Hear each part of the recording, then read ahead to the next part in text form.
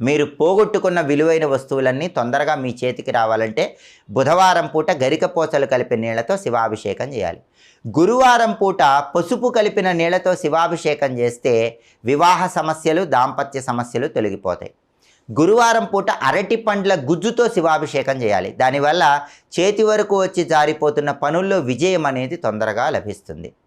శుక్రవారం పూట కస్తూరి అని ఉంటుంది. ఆ కస్తూరి నీళ్ళల్లో వేసి శివాభిషేకం చేస్తే చక్రవర్తిత్వం కలుగుతుంది. అంటే బ్రహ్మాండమైన పదవులు, ప్రమోషన్లు, అధికార హోదాలు రావాలంటే కస్తూరి జలాలతో శుక్రవారం శివాభిషేకం చేయాలి.